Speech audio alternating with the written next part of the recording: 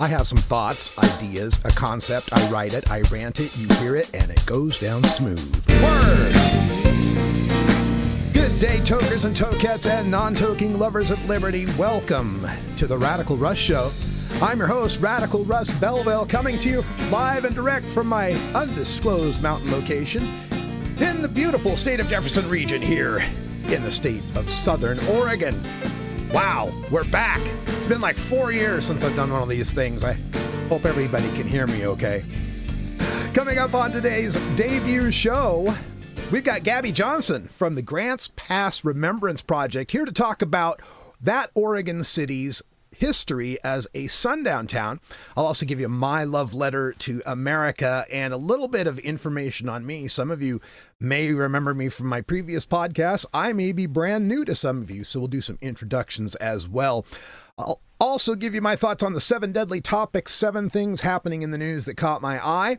We've got a deep dive into civil rights and why, until now, America's never been greater, and the one red state vegetable that every American should boycott. Thank you for tuning in to the debut of the Radical Russ Show. And also, I want to ask the one question asked by another old white guy. Who am I? Why am I here? Exactly. Who am I and why am I here? Well, I want to my name is Radical Russ Belville. I'm 57 years old. I am divorced and I live in a van down by the river. Okay. It's actually an RV by the creek, but still, I guess I'm some sort of 21st century Matt Foley. And well, why am I here? Well, I've heard there's a huge market for pot-smoking, bald, cisgender, straight, white guys doing podcasts these days. At least I'm taller than Joe Rogan. My background, I was born in Idaho and I was raised there, but I've moved to Oregon in the 21st century and love it. I began my life as a young Reagan Republican and evolved into a West Coast progressive. I guess I'm a red state refugee. And with what's happening in our country right now, I kind of remember that scene from Titanic when the boat is going down and the musicians are there on the deck and they realize, what are they going to do but play some music?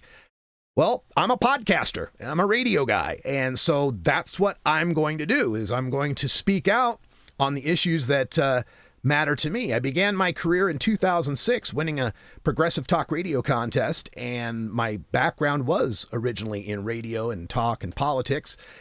And this is really going to be a no-frills thing, too, as well. I've got the video up here because I have to do it, streaming through YouTube and all of that. But really, I am a radio podcast guy, so don't expect anything fancy. And also, I am a staff of one. I'm doing all of this, all the IT tech, all the cameras and stuff. So blame me. It's all my fault. I just hope you enjoy it, and I hope maybe this helps you pass the time, and maybe we'll learn a few things along the way.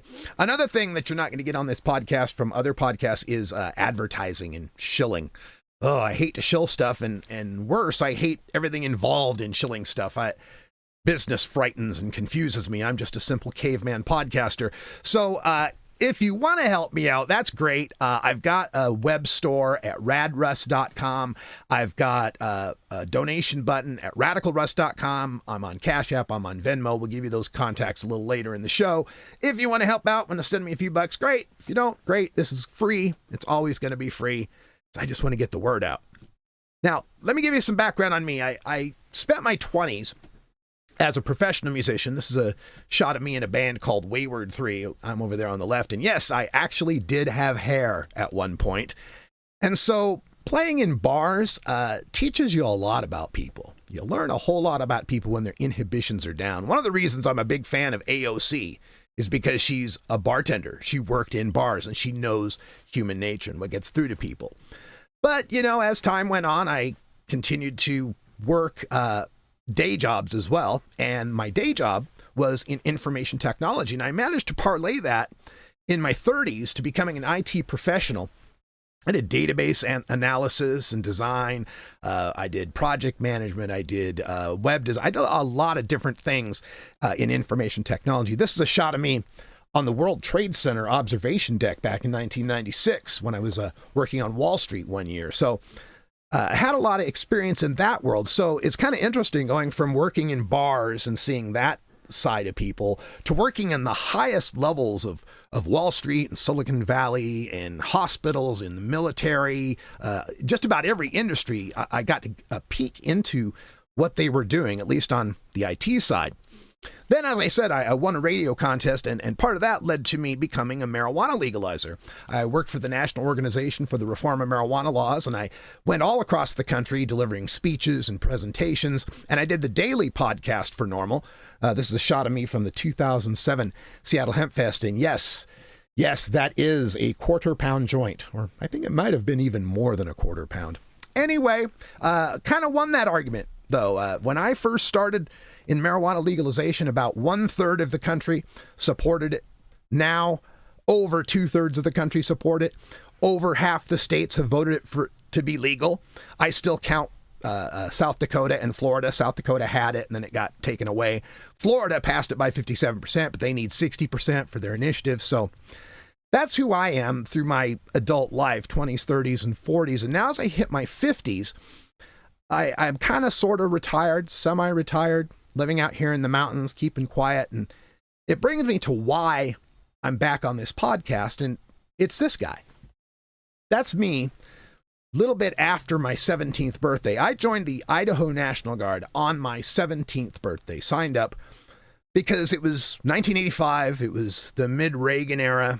And I believed all the propaganda. I believed everything I had been taught about America being the shining city on the hill, being Camelot, being the leader of the free world, being the country that the rest of the world could look up to, that they could aspire to be. I got it hook, line, and sinker, and would feel the goosebumps during the pledge or during the national anthem. And I rose my right hand like everybody who joined the military or everybody who serves in elected office, and swore to defend the Constitution of the United States against all enemies, foreign and domestic. And that's the point we're at here now, is the time for citizens to stand up and fight for our Constitution. And I mean the Constitution not as a noun, not as a bunch of words written on paper, but Constitution as a verb. How are we constituted? Why do we have a government? Are we a nation? And that's what I'm going to dig into on this podcast, is trying to bring us together, because as a red state refugee, I know how they think. I grew up in that world. I know their religious worldview. I know their cultural worldview.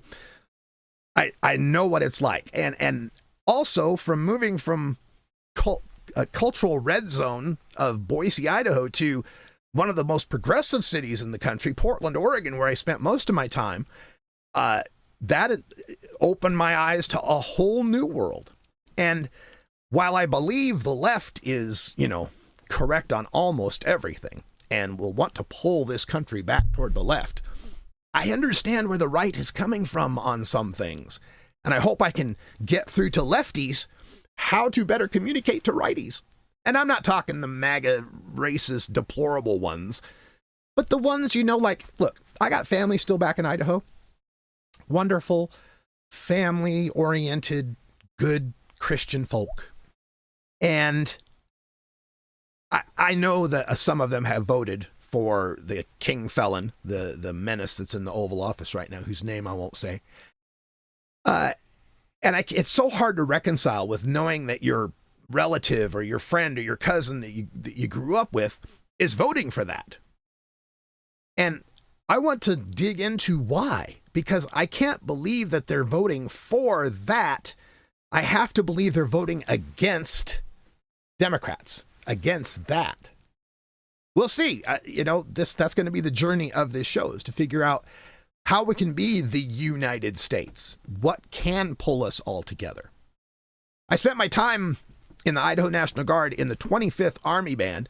I played bassoon, bass, and sousaphone. There's me as a specialist there, playing my bass. I was quite a bit skinnier, wasn't I? And that's what I've got to do now, is I've got to just lend my talents to what we can do as the Titanic goes down. So that's what I'm going to do, is pull out the microphone and dig into the internet because I can't even watch the televised news anymore. Since the election, I can't even watch the late night monologues anymore. It's not even a funny situation to me what we're undergoing right now. Because what's going on right now, folks, and I want to warn anyone, if you're watching the video and the imagery from the Third Reich offends you, please turn away or skip ahead a minute or so. Because we're under attack by Nazis. Now, this is a Nazi naval flag that hangs in my hometown of Nampa, Idaho, in the only place it should hang, a museum. Right across the street from a house that I grew up in, well, one of the many houses, but when I was in 5th grade, I lived across the street from the Nampa airport. It's one of them little municipal airports, got the, crop dusters and stuff flying in it. And they have since built an amazing museum called the Warhawk Air Museum. And this Nazi flag was in there. And also, I'd have you notice the iron cross that's in the top left corner of this flag. This is the naval flag. So there's a lot of Nazi symbolism out there that people try to say, oh, it's just a Christian cross, a cross, like our Secretary of Defense. Don't believe it. It's Nazi. And we've got Nazis in our country right now, and so few people want to call them that. They fear, you don't want to compare anything to Hitler. But if they're being like Nazis, you got to call them Nazis, don't you? They're doing Sieg Heils. They got a concentration camp at Gitmo. They're eradicating the legal recognition of transgender people. And do you realize one of the very first things the Nazis did was to go after gender nonconforming people, was to burn their books and eradicate them from public life. They've also identified and demonized an ethnic minority. For the Germans, it was the Jews, the Roma, and other peoples. For us, it's the immigrants. Oh, the immigrants. And they pardoned all the brown shirts from the insurrection. All the January 6thers are all pardoned and emboldened now to form militias and commit violence in his name. So this isn't just history repeating itself. This is one of those terrible, gritty Hollywood reboots that copies the original shot for shot. Let's not wait for the Kristallnacht and the Hugo Boss uniforms before we start calling a Nazi a Nazi. Now, also in the Warhawk Air Museum in Nampa, Idaho, is this display of this young man who went to fight in World War II against the Nazis. Now, he didn't actually fight directly against the Nazis. He fought in the Pacific Theater. He was a combat engineer, and his name was Sergeant Jack Morris. And that's my grandpa. That's my grandpa there. That's his uniform. That's some of his artifacts, I guess you'd call them, from his time fighting the Nazis, fighting fascism abroad, risking his life when he had young daughters at home, a young wife. Actually, I think he didn't have the daughters until after he got back from the war. They're all boomers now that I think of it. So, but he had a young wife waiting for him. And now, some 80, 90 years later, we've got people doing Sieg Heils. We got people flying Nazi flags in the streets. So he didn't. I'm so glad that he passed away in the 20th century and he didn't live to see his and some of his buddies' sacrifices disrespected and dishonored by this cowardly draft-dodging traitor in the White House. And so for the oath that he swore and the oath that I swore, I'm just going to come back each week and fight for the America I love the only way I know how, by communicating truth and connecting people.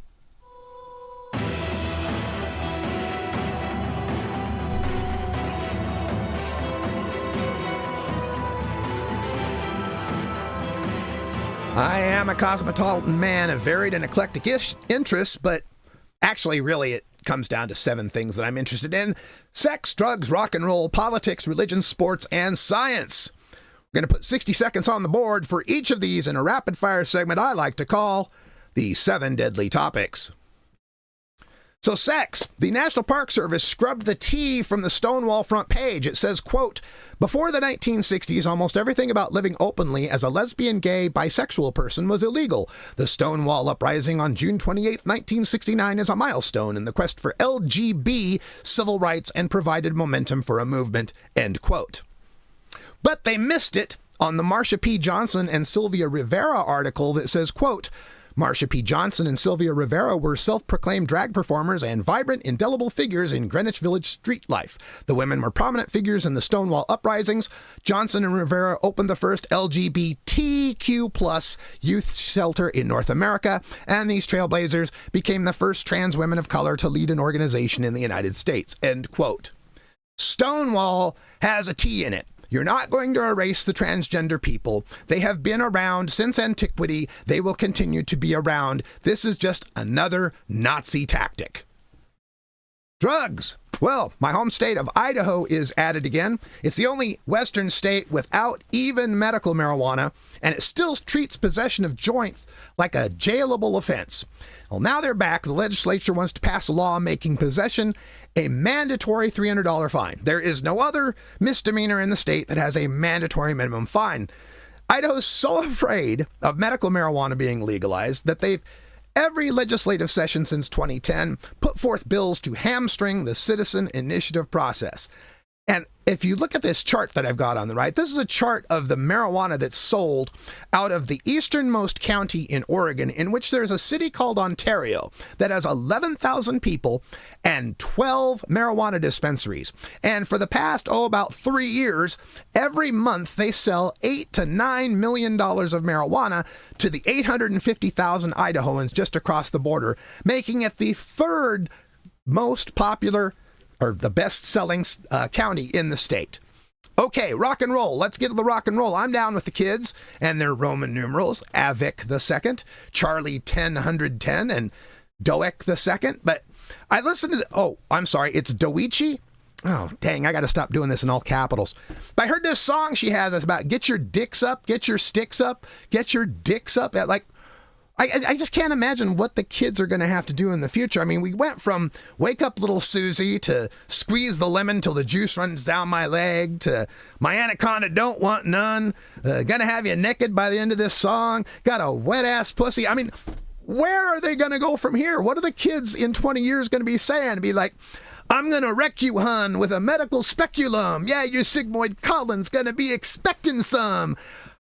I love the music, by the way. Was just turned on to Doichi recently, and it's fantastic. But come on, kids. What are you going to do?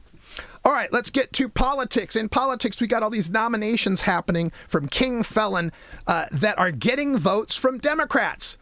What the hell? Okay, some of them didn't. Pete Hegseth, the abusive drunk Christian nationalist Fox host running defense.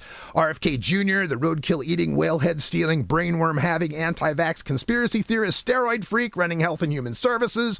Tulsi Gabbard, the Russian spy for Director of National Intelligence. Russell Vought, the Project 2025 guy for the Office of Management and Budget. But they didn't get any Democratic votes, but some of these people are. Kristi Noem, the puppy killer, got Democratic votes. Sean Duffy, the Real World MTV guy for transportation, got votes. Marco Rubio got all the votes for Secretary of State. Look, Democrats, if someone's willing to take a nomination to work for King Felon, that automatically disqualifies them. There should be no Democratic votes for any of these nominations at all. All right, let's get to religion.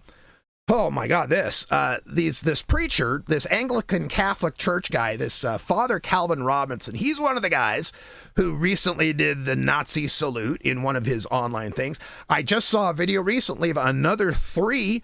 I can't remember if they're Catholic or not. There's three in some web video that were doing the Nazi. You don't joke about the Nazi salute. It's not something to troll people with.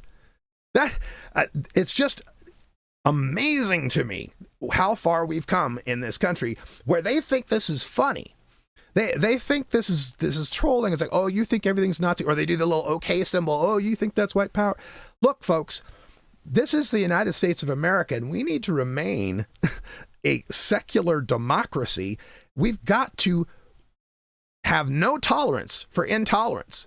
It's not a paradox. You do not tolerate this Nazi stuff. Let's move on to sports. Oh, congratulations to the Philadelphia Eagles who demolished the Kansas City Chiefs, holding them to 1 yard and 1 first down in the first half and 0 points until 34 seconds of the third quarter. But boo on Fox for muting the boos for King Felon and muting the rap of Kendrick Lamar, which was incredible. Also, boo to the NFL for removing end racism from the end zone. It really distracted me from the team named after Native American leaders who play at Arrowhead Stadium and whose fans do a tomahawk chop to a fake Hollywood Indian chant, completely choking in the Super Bowl. It was really, really distracting. You got to put that end racism back in there, or we'll never end racism if we don't have it on the end zone, for Christ's sake. Which reminds me, who is Colin Kaepernick playing for next year anyway? Boy, can't wait for the next Super Bowl halftime show with, I don't know, who's it going to be, Kid Rock and Lee Greenwood? Oh my God, these next 4 years are going to be something. All right, on to our final topic, science. According to the National Oceanic and Atmospheric Administration, Earth's average land and ocean surface temperature in 2024 was 2.32 degrees Fahrenheit above the 20th century average, the highest global temperature among all the years since 1850. They've been tracking this since 1850, and we've never been hotter. The planet's 10 warmest years since 1850 have all occurred in the past decade. So what's the administration's solution to this one? Get rid of NOAA. Yeah, if we don't talk about it, we don't have to worry about it. If there's no data to count, then nobody will notice. This map is showing every place on the planet except for a couple little tips of the south of South America and the very north of, I guess, Antarctica there. Every place else is red. Every place else is record warmest or much warmer than average. This climate catastrophe is going to kill us all, folks. Now, before we get on to our interview coming up, we've got Gabi Johnsen from Grants Past Remembrance Project. I want to give you the contact information. You can contact the Radical Russ Show. My email is radicalruss@gmail.com. You can find me on Blue Sky at radicalruss.com. And my website is radicalruss.com. What a coincidence. Online store, radruss.com. And soon we will have a live call-in and message number. I'm also at Radical Russ on everything else, like literally everything else. But if it's owned by a billionaire, I'm not going to be checking it. So just get a hold of me on Blue Sky if you like. All right, everybody. Joining me today, we have Gabi Johnsen from the Grants Past Remembrance Project. Gabi, welcome to the program. Thank you so much, Russ. I'm glad to be here. You know, I found you this last Martin Luther King Jr. Day. It was actually January 18th. You guys put on a fantastic event at the Grants Pass High School. And in addition to there being a lot of information on Black History Month, there were Mexican culture dancers and other events. So is that what the Grants Pass Remembrance Project is all about? Is just that recognition of different races and different cultures here in the state of Oregon? You know what? The Grants Past Remembrance Project is actually very specific to our history as a sundown town, and that was very targeted to Black Americans. And so we specifically kind of zoom in on how can we grow an increasing welcome in our community for our Black neighbors. And so that includes hosting events that are often a part of Black history in some way. So we also host the Juneteenth celebration that happens in Grants Pass annually. We'll be doing our third annual this coming June, and the MLK gathering. Now, MLK gathering, the reason it has taken on that, like this everybody, is really in honor of Dr. King's legacy of the beloved community, which is everybody. We're all there. And so it's just it's a sweet time to kind of taste that beloved community. Well, let's talk a little bit about the history of the state of Oregon and what you mean by a sundown town. And my audience knows that I'm originally from the state of Idaho. So my experience with these things is extremely limited, as the state of Idaho, a state with 2 million people, has less than 13,000 Black citizens living there. It's just so my experience with this is I'm looking to learn, I'm looking to meet more people and learn more about these cultures. And just for our listeners out there who don't have video, you too are a person with the complexion of protection like myself. We're a very pale skinned person. Johnsen with I'm a white woman. with an EN, that's as Scandinavian as you get. So Yes. let's talk about this background here because, when I moved from Idaho to originally Portland, Oregon, to me, it was like a cornucopia of diversity. But I later learned that Portland is the whitest large American city as far as the demographics go. So why is that? Why is Oregon such a white place? You know, I actually didn't find out about that history myself until I moved. I moved to Portland first and then moved into Grants Pass and was very struck by the whiteness of Grants Pass. My brother is Black, and so he was going to be coming to visit. And when I heard about the rumor of the Sundown Town, was like, whoa, wait a minute here. And so in my researching about Grants Pass, I actually found out that it was the whole state of Oregon that had laws that essentially protected it as a whites only state, and that's the only state in the union to have done that. So we're talking from the move from being the Oregon Territory back in the day. Sorry to interrupt, but being the Oregon Territory and then becoming a state. They specifically said only white people can come. Yes, Wow. that was one of those. This was a season where things are starting to change, and it was kind of that. We just don't want to deal with it, and so we're just going to make it whites only. Yeah. And wasn't Oregon statehood sometime in the middle of the Civil War or after the Civil War? I forget my exact history there. I'm pretty sure it was after. Yeah, it's like 69, I think 1869 maybe. Yeah. You know what? I am not a history buff. I've become more of a history buff in this process of realizing how much our history affects our present and how much knowing our history really does make a difference to being able to move forward well. So I've become a history buff in this process, but yeah. So how have things, the state of Oregon begins as being kind of a designated white homeland. Of course, that's got to have changed over time. And we also have this phenomenon, you mentioned it in our introduction, of Grants Pass specifically being one of many of what they called sundown towns. And maybe listeners from the South know what I'm talking about, but folks out West, maybe they don't know what that means. What is a sundown town? Yeah, for sure. So a sundown town is a place that not now there's a lot of confusion on whether it was a law that was on the books, but it was most often a culturally enforced kind of socially accepted rule that people that were Black needed to be out of town by sundown. And that was a way of saying, we don't want you to live here. That was kind of the protection of don't make your home here. You're not welcome here long term. And so, in our community, we even up into the 60s, we'd have Black entertainers come, and up into the 70s, and people that would come to be here but could not then spend the night here at hotels. They would need to find other accommodations. And now sundown towns are something that's common, actually a fairly common history anywhere outside of the South. Now the South is kind of the only place where you couldn't say we don't want you here, because that was where they were. Right. And so it's, I've heard of Pasadena and other places in Southern California that were sundown towns. Of course, there's a number of places in Oregon being, once it stopped being a sundown state, kind of communities kind of took that on as their own. But it's, throughout our whole country, sundown towns were a way of saying, not here. We don't want you to make your home here. And this isn't exactly ancient history, is it? This is something that is within living memory of people. Yes, yes. It's And, I know. So I have a friend who actually just came to pick up my son just a bit ago, and he, to hang out with them, and he remembers when the sign came down in our community, and knows, like there were other. So we had a an sign. actual sign.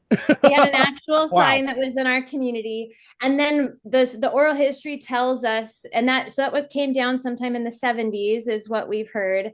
Wow.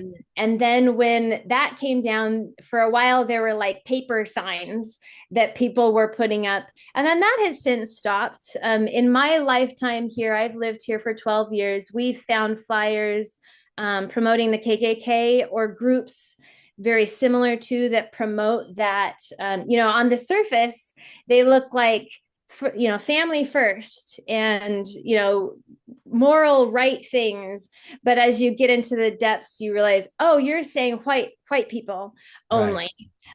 That's a part of, it's embedded in that, yeah, that philosophy. So it is very recent, but it's also a shameful one, so Mhm. people don't talk about it very much. And so that's been a real one of the first things that we really wrestled with at Grants Past Remembrance was we really want to do this in a spirit of hope and moving forward, that we can change, that people can change, that we can have this conversation without that shame and guilt element. Because honestly, in any of our personal lives, we know this, in any relationship, that shame and guilt just bogs us down. It doesn't actually move us forward. And so how can we move forward with this remembering and moving forward into our future well? And specifically, the Remembrance Project is about collecting those oral histories from the residents. And I understand both Black and white residents that you've been speaking with. And Yes. how have there been differences or contrasts in how white residents and Black residents remember this era? Yeah.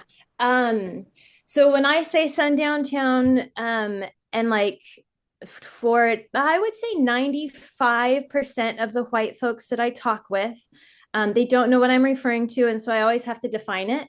But by the time I define it, there's again 90, maybe 2%. There's a few people that like are totally surprised, but very few are totally surprised. Most people are like, oh, I know what you're talking about. Like, Mm. oh, I'm familiar. I've heard some rumor, or I like, this sounds really familiar.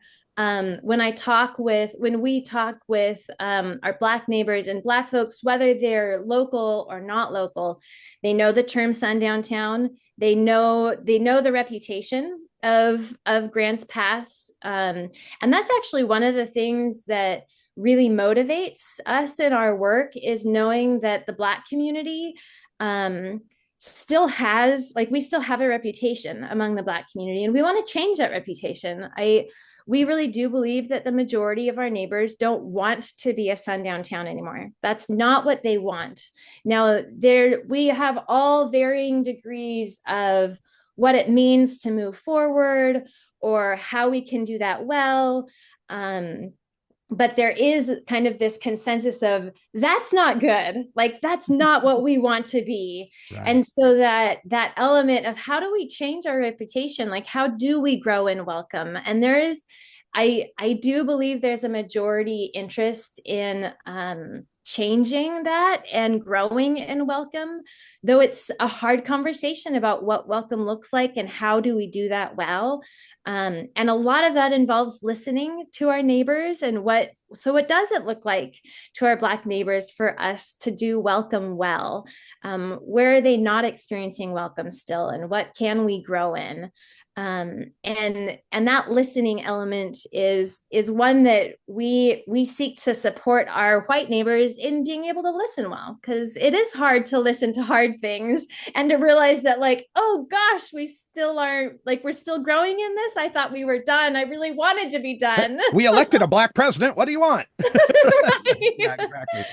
I'm glad you bring this up because there's a topic that I'm just learning about as well as I research this, and that's the concept of white fragility. This ability for white folks to be able to listen to this history and reconcile this history, but there seems to be a push now, especially at the federal level, with the MAGA movement, to just put all that in the closet, to just forget that actually exists, or to even actively prevent the teaching of it for fear that it embarrasses or it shames white people. What would you have to say to counter that, as far as the idea of white fragility and wanting to hide all this stuff away?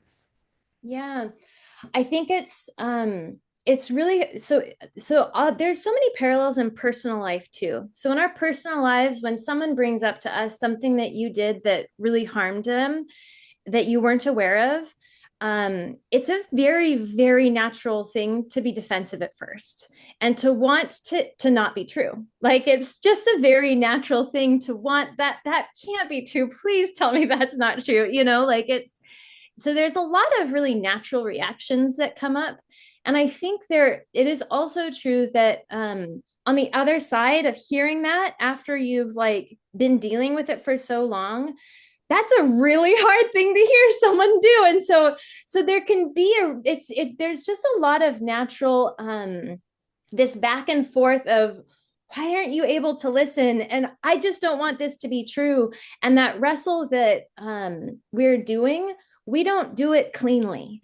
Like, a lot of people have been hurt in the process. And so I do actually have a lot of empathy for the reaction that we're seeing from like the big group, conservative Republican group.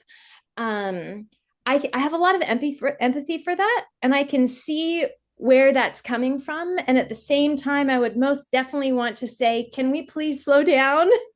Can we please slow down? Because there are pieces of our history that if we just like, it is possible to listen to our history and to say, you know what, we were wrong and we are broken. And we have some beautiful things going on in our country. We have some beautiful things in our history, and both of those things can be true at the same time. And a lot of times it can feel like, if you tell me we are broken, all those other things that I know are good must not be true too. And so it's a tricky thing to hold those two things at the same time, to say, we have this phrase in our work where we talk about being broken and beautiful. Grants Pass itself, like, we have a beautiful history that is right alongside our deeply, deeply broken history. And both of those things can exist at the same time. And today we have neighbors that have been in our community for a while, Black neighbors that feel accepted and are glad for it. And we have many neighbors, and granted, I would say from our oral history collections and from our connections, it is a larger group of people that are still seeking to feel like this is home and like they're welcome. And even the people that do feel welcomed, some of them would say it took a long time to feel that welcome. And so it's this piece of like, but both of those things can also exist at the same time. And so I really would say, like, can we slow down? Can we slow down? Because there are some decisions that we're making that will continue to harm us for years to come. And now, granted, I believe in hope, and I believe that people can change and that we can change. And I don't think that is gone just because there are decisions that are being made that seem to be saying, we don't want this to be true, or we need to push this aside in order to grow. And I would say, no, actually, I think we need to carry it along with us in order to actually grow. Because what we'll do if we're pushing this history aside, we're pushing whole groups of people aside at the same time. And that will wound us, because these are groups of people that have such deep strength and wisdom that make our country great. We have such a beautiful diversity in our country. And that's one of the reasons I love it so much. And it's one of our strengths that we can offer, as well as it will be our deepest weakness, and our deepest conflict will find itself there too, I think. Yeah, absolutely. I'm glad you're doing this work, Gabi Johnsen, because like you said, this is not ancient history. Even just last year, on my car, I have a Black Lives Matter sticker. And last year in a parking lot, someone had left a note on my car calling me a BLM racist and that all lives matter. And like somebody was so triggered by that they had to take the time. I'm glad they didn't key my car or something, but they had to leave me a note to tell me. So I know this work needs to be done. There's still people out there that need this help. So if they're interested in learning more about Grants Past Remembrance specifically, how can they get in touch with you? Are there web resources or videos they should follow up with, or books or anything you can recommend?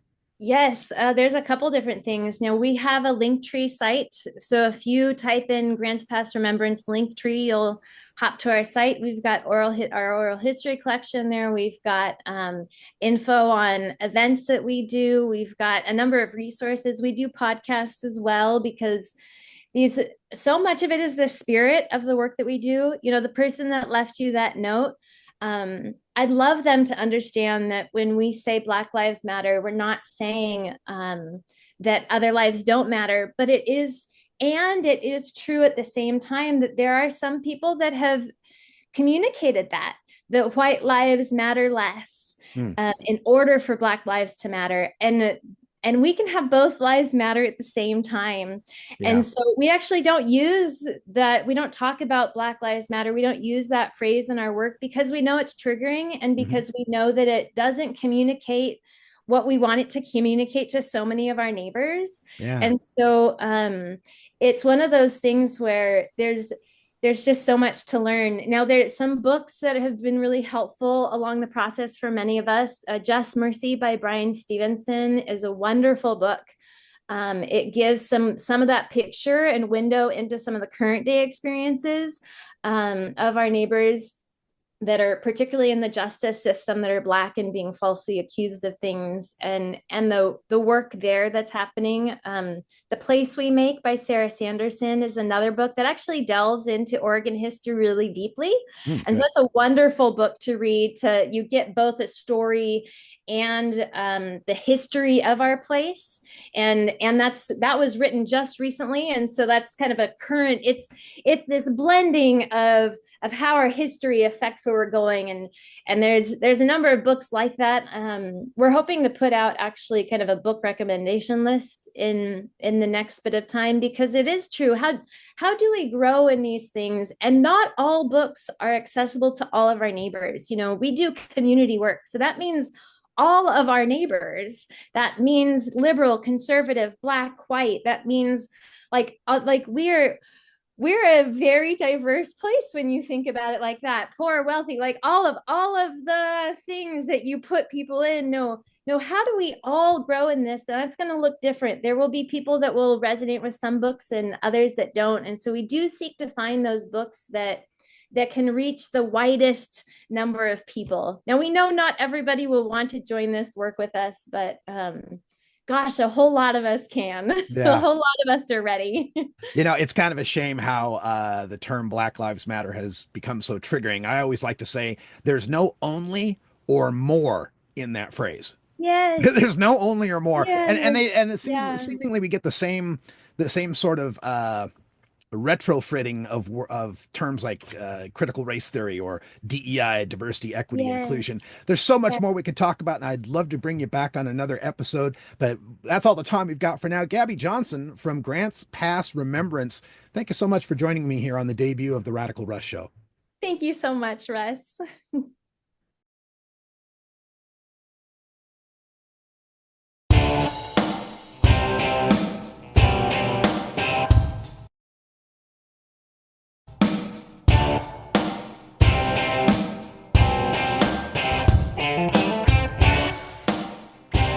Oh, welcome back, everybody. Time for the Radical Rant, and I've been thinking a little lately on this Make America Great Again slogan. Make America Great Again. Like make, to compel, to force, to create, and great, to be estimable, powerful. Again, so wait, we must have been great sometime before. If we're going to make America great again, there must have been some time before when America was great. And they never seem to tell you what that is. Well, what year exactly, what decade exactly was America great before? Because I look around, well, at least until lately, America's been pretty great. Maybe my perspective's a little skewed by, this, but how great were we in the past? Anyway, let's take a look back. Were we great in 2000? Do we need to go back to 2000 to be great again? Well, what has happened since 2000? Well, we had the 2003 decision, Lawrence v. Texas, which legalized gay sex. Before this decision, if you were gay and caught having sex, you could be arrested for that. Arrested. That was overturned in 2003. And then in 2009, we had the Matthew Shepard and James Byrd Act. That was a kind of an anti-hate crime thing. Before that act, hate crimes were much less punished. We had in 2009 the Lilly Ledbetter Fair Pay Act. That was a women's pay issue, trying to get equal pay for women doing equal work. We had the 2011 declaration that gay people could openly serve in the military. And imagine that you want to fight a war and you're going to turn away 10% of the people that would want to fight. Crazy, but it was true. And in 2013, it was decided that women could serve in combat roles. Before that, we were excluding over half of the population from being fighter pilots and such. If Tammy Duckworth in her helicopter and some of these other women who've served honorably don't prove that was ridiculous. So, and of course, 2015, Obergefell v. Hodges, that's the gay marriage decision. Before that, you were limited to only marrying someone of the opposite sex, which I always thought was just kind of sexist, right? Whether you were gay or not, right? Why are you restricting who I can choose to marry? So were we great in 2000? Is that where we have to go back to? Because it doesn't sound so great if you're gay or black or female. Well, maybe it was earlier. Let's go back to 1980. Were we great in 1980? Is that how far we got to go back here, MAGA? Great in 1980, before the Americans with Disability Act was passed in 1990, before the Family and Medical Leave Act was passed in 93, before the Violence Against Women Act was passed in 94, before Romer v. Evans. This is an interesting case. Romer v. Evans was a case that decided that the states couldn't make anti-gay laws that conflicted with the federal level of, not discriminating against people. So before that, states could set up their own laws to deny gay people. So were we great in 1980? Well, yeah, maybe if you're not gay or disabled or a new parent that needs family and medical leave or a woman who's being abused, I guess we weren't great then. Let's go farther. Maybe 1970. Maybe we were great in 1970, before the passage of Title IX that mandated equality in women's sports. Before that, colleges, could just give women the short shrift and not really pay much attention to their funding or scholarships or anything like that, and just give it all to the men. Of course, 1973, the Roe v. Wade decision that, Roe v. Wade, we kind of lost that one already, didn't we? 1973, there was also the declaration by the American Psychiatric Association that homosexuality is not a mental illness. Yeah, before that, you could actually be committed against your will for having the mental illness of being gay. Yeah. 1974, the Equal Credit Opportunity Act. This is where it set it up so that women could get bank accounts, checking accounts, credit accounts, without their husband's permission or without a man involved. Yeah. Before 1974, in my lifetime, was a time when women could not be economically independent of a man. 1978, the Pregnancy Discrimination Act, that forbade discriminating against women in the workplace on the fact that they were pregnant. Before that, you could just fire them. Oh, you got pregnant? Get out. So were we great in 1970? Sure, maybe if you're not gay or female or pregnant. Yeah. Well, let's see. Let's go back a little farther. 1960. 1960, before I was born. Were we great before I was born? Let's see. 1963, the Equal Pay Act. That was a women's pay issue. 1964. Oh, yeah. Civil Rights Act. The Civil Rights Act had passed to allow that public accommodations could not be segregated. 1965, the Voting Rights Act, racial vote suppression was happening. Oh yeah, we kind of lost a little bit of that.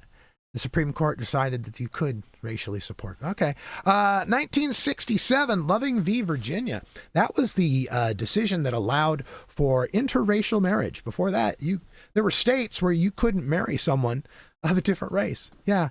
1968, the Age Discrimination Act. Before that, in hiring and firing, you could just fire someone because they just got too old. Sorry, get out.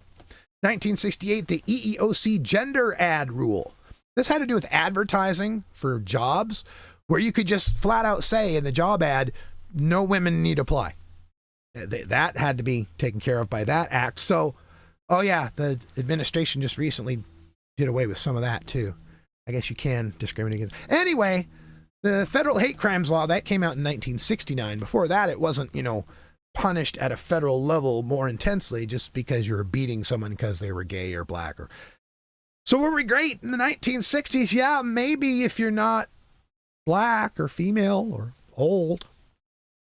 I'm sensing a pattern here that kind of looks like a pattern. Oh, maybe we need to just go way back. Let's go way back to 1930.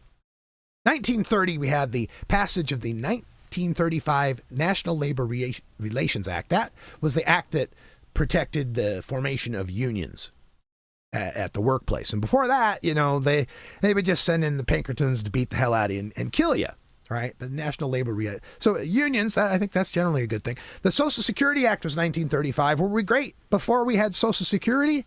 Like, how far back do we have to go? The Fair Labor Standards Act that made the minimum wage, got to get rid of that.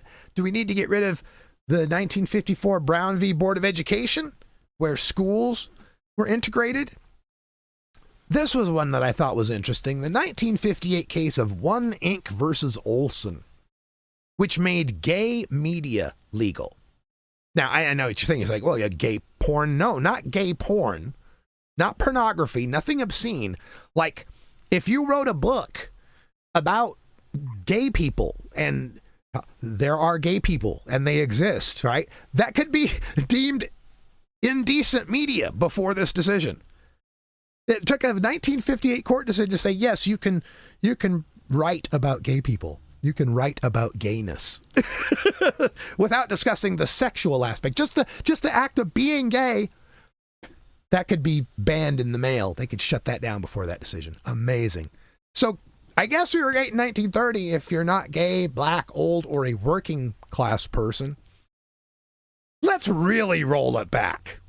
Let's go back to 1830. Were we great in 1830? Is that how far back we have to go, before the Married Women's Property Acts? This was an act that basically allowed for women to possess things. It was like, before that, they couldn't even really possess things. The 1862 Homestead Act that allowed women to be a head of household, go out on the homestead. And, before that, you had to be married or there was all sorts of issues. 1863 Emancipation Proclamation, freeing the slaves. I guess maybe some people think that wasn't so great, maybe.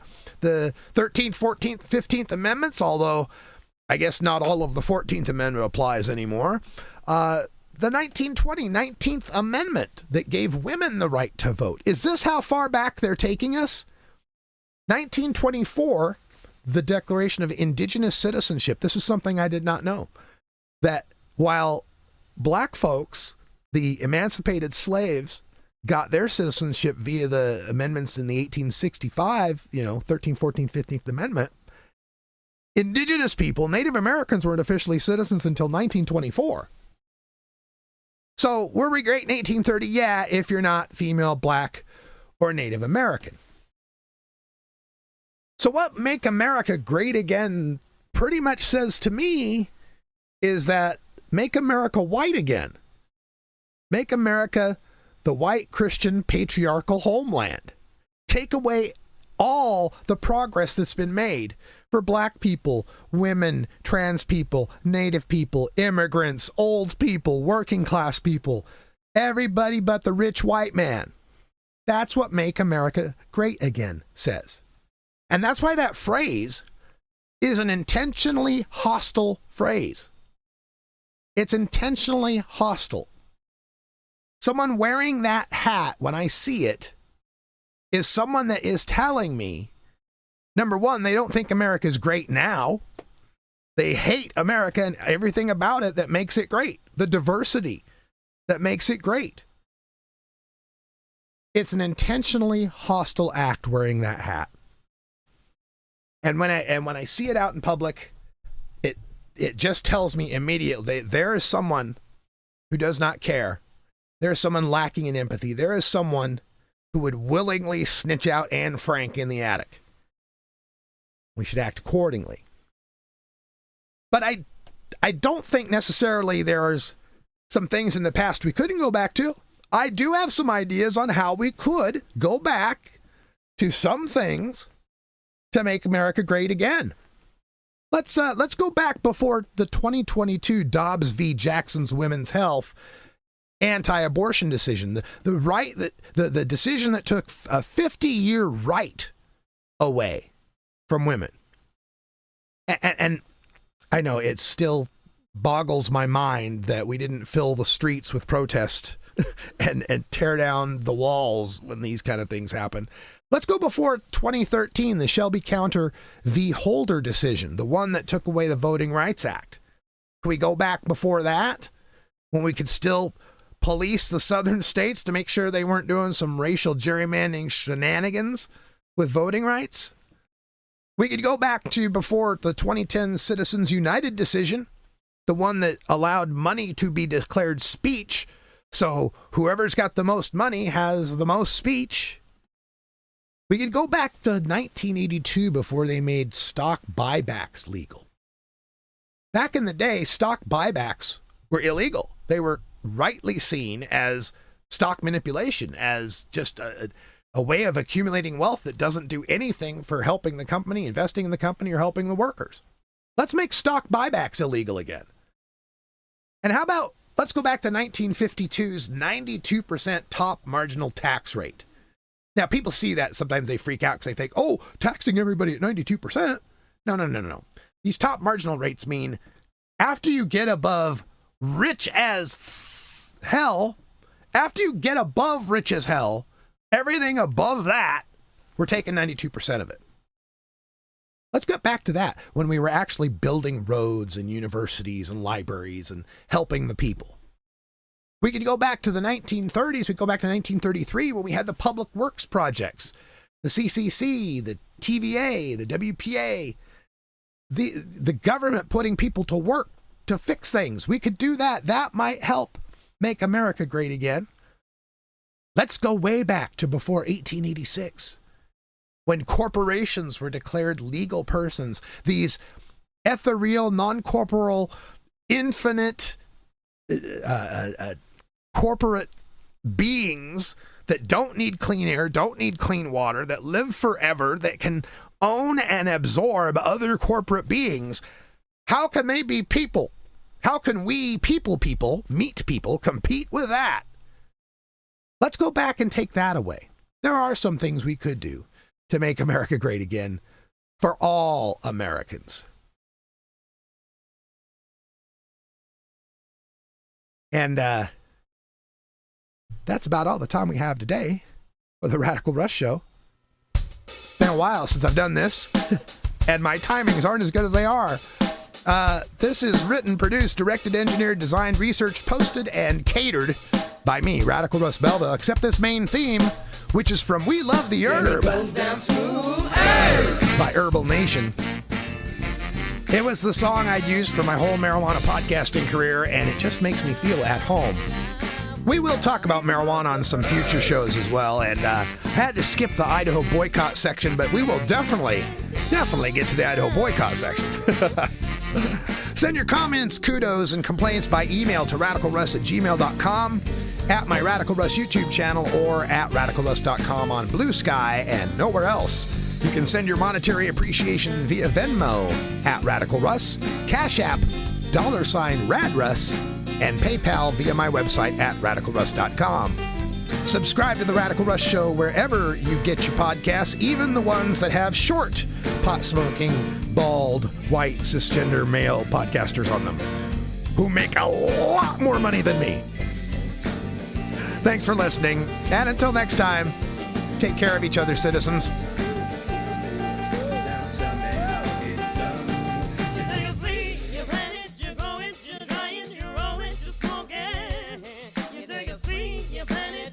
Like I said, it's been a while.